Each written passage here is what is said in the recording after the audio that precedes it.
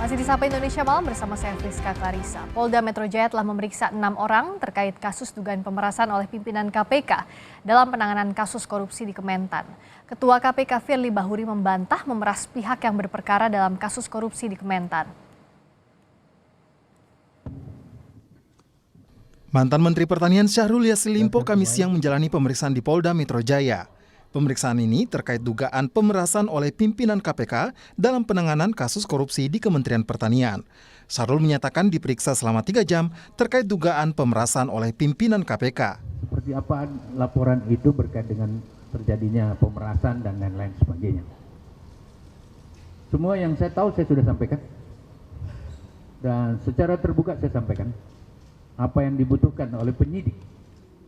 Semua yang ditanyakan terkait Dumas 12 Agustus 2023 itu saya sudah sampaikan seterang-terangnya, sepahaman saya dan apa yang saya ketahui tentang itu.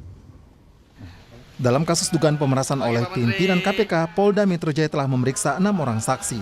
Pemeriksaan dilakukan terhadap mantan Mentan Syahrul Yassin Limpo, ajudan serta sopirnya. Namun, polisi belum mengungkap siapa pimpinan KPK yang dilaporkan. Untuk menemukan apakah ada peristiwa pidana yang terjadi dari dugaan tidak pidana yang dilaporkan dimaksud.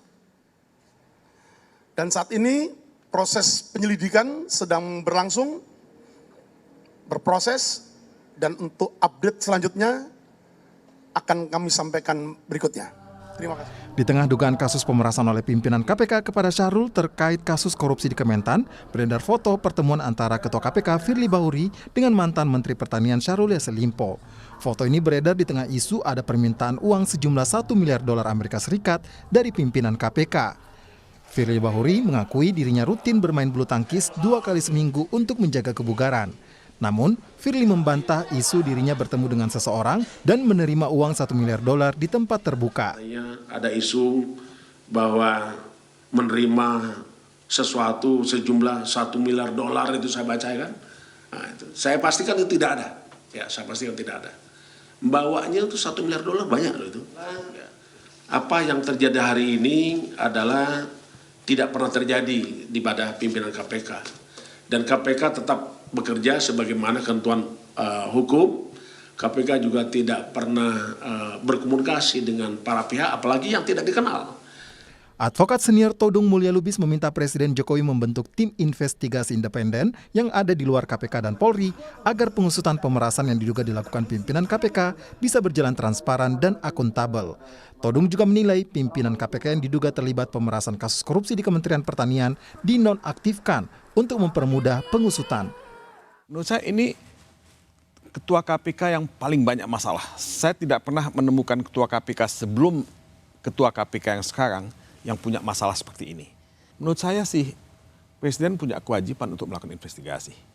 Kalau perlu melakukan satu tindakan yang lebih tegas terhadap pimpinan KPK kalau hasil investigasi itu betul-betul membuktikan ada pemerasan. Ya. Kalau Presiden ya ingin melakukan sesuatu dan ada tudingan terhadap pimpinan KPK yang melakukan pemerasan, pimpinan KPK yang sekarang mesti nonaktif untuk sementara. Selama investigasi, ya, penyelidikan itu dilakukan. Oke. Kasus dugaan pemerasan oleh pimpinan KPK berawal dari pengaduan masyarakat yang diterima oleh Polda Metro Jaya pada 12 Agustus yang lalu. Pada 21 Agustus 2023, polisi menerbitkan surat perintah penyelidikan untuk menindaklanjuti dugaan pemerasan oleh pimpinan KPK. Tim Liputan, Kompas TV.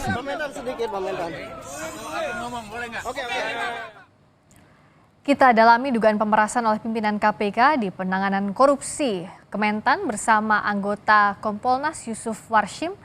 Selamat malam, Pak Yusuf. Selamat malam, Friska. Salam sehat semua. Salam sehat, terima kasih sudah bergabung di Sapa Indonesia Malam. Bicara soal klaster kasus di Kementerian Pertanian ini kan ada beberapa. Salah satunya soal pemerasan oleh pimpinan KPK, dugaannya yang saat ini ditangani Polda Metro Jaya. Kompolnas melihat kasus yang berjalan seperti apa? Baik, terima kasih. Pertama begini, Friska.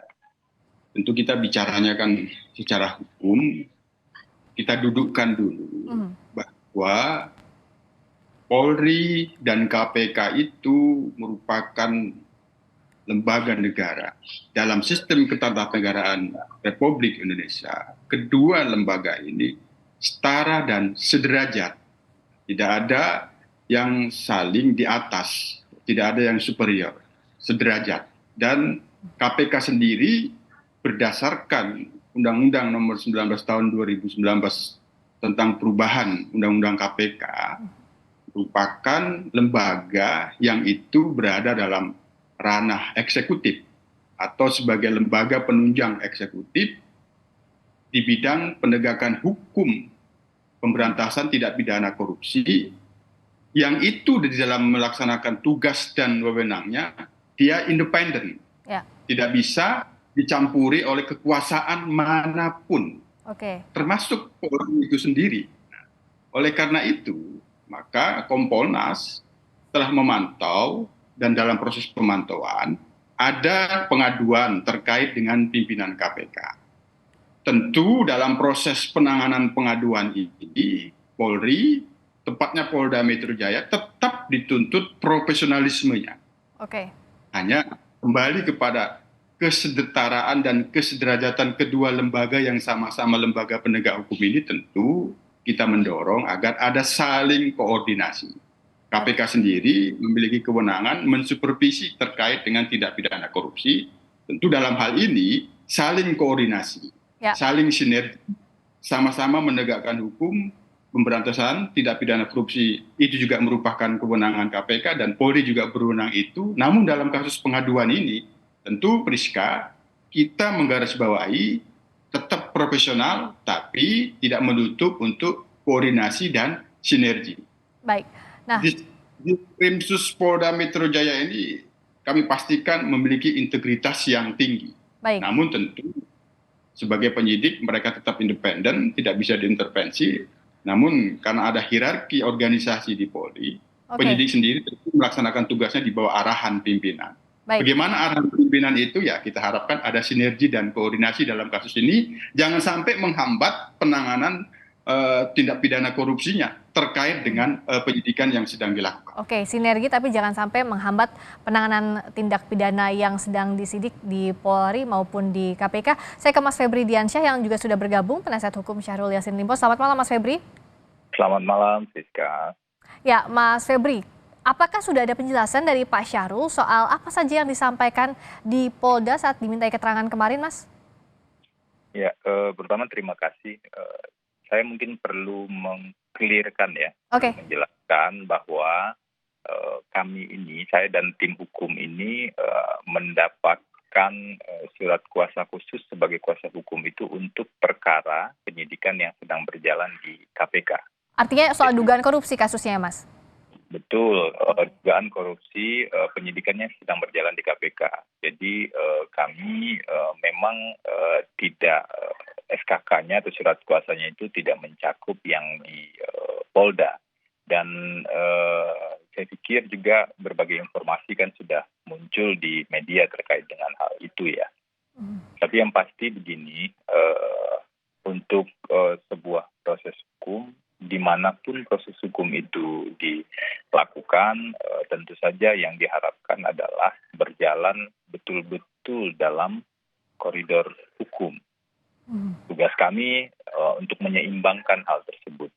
Penyidik KPK punya berbagai kewenangan, penuntut di KPK punya berbagai kewenangan. Tugas kami advokat adalah berada pada sisi yang lain untuk menyeimbangkan proses hukum itu, untuk menjaga proses hukum itu agar berjalan memang sesuai relnya. Dalam proses pembuktian nanti tentu ada uji pembuktian. Nah, Mas Febri tadi dikelirkan bahwa kuasa hukum untuk kasus yang berjalan di KPK soal kasus dugaan korupsi. Tapi kan saat ini berjalannya bersamaan klaster kasus meskipun berbeda, yang satu di KPK, satu di Polda. Apakah Anda melihat memang kasus-kasus ini harus disidik secara bersamaan dan berhubungan satu sama lain mau tidak mau, Mas Febri? Sebenarnya kalau kita melihatnya sebagai sebuah proses hukum, kedua-duanya berjalan saja. Kalau misalnya di penyelidikan, di penyidikan ya mencari bukti-bukti yang memperkuat argumentasi hukum masing-masing seperti itu. Dan ini berjalan secara paralel, tentu harus berjalan secara terpisah karena KPK kan jalan dengan kewenangan KPK, Polri berjalan dengan kewenangan Polri, dan yang paling penting menurut saya kasus-kasus hukum itu memang perlu dikawal oleh publik ya, apapun kasus hukumnya.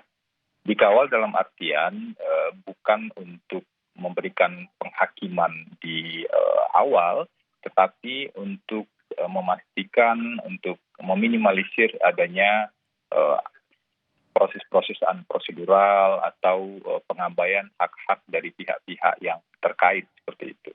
Oke, nah kalau dari Kompolnas melihatnya apakah sudah terang benderang, sudah transparan atau belum?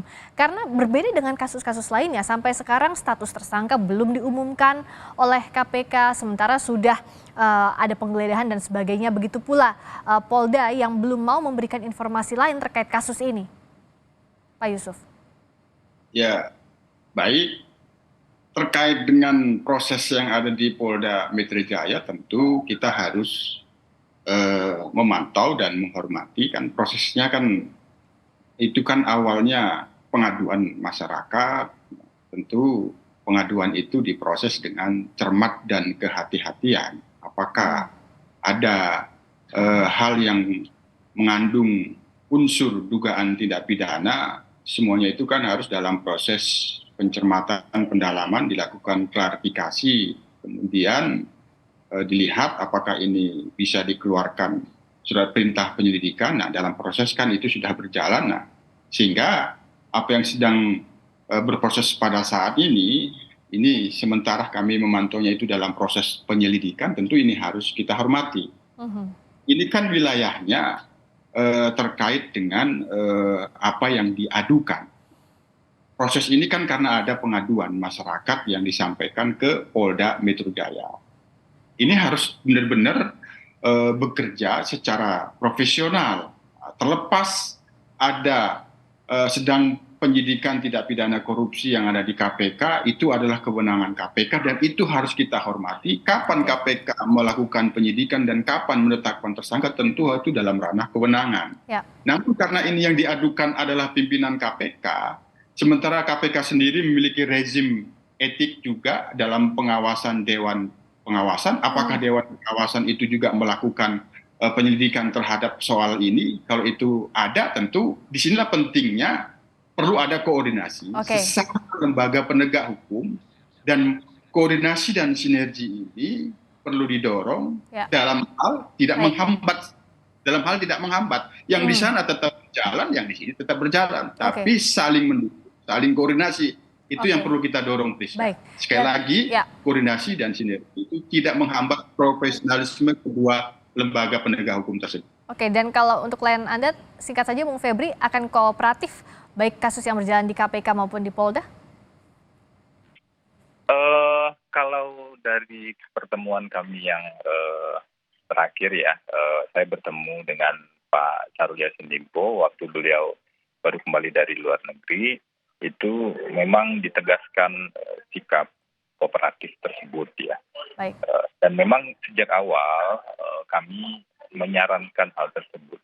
Kewajiban kami ya menyarankan agar bersikap kooperatif dan juga tentu saja karena ini sebuah proses hukum maka harus dihadapi.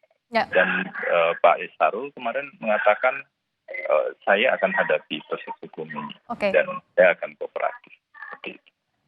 Baik, jadi transparansi dalam proses ini dinantikan publik. Terima kasih Pak Yusuf Marsyim, anggota Kompolnas. Terima kasih Mas Febri Diansyah, penasihat hukum Syahrul Yassin Limpo, telah bergabung di Sapa Indonesia Malam.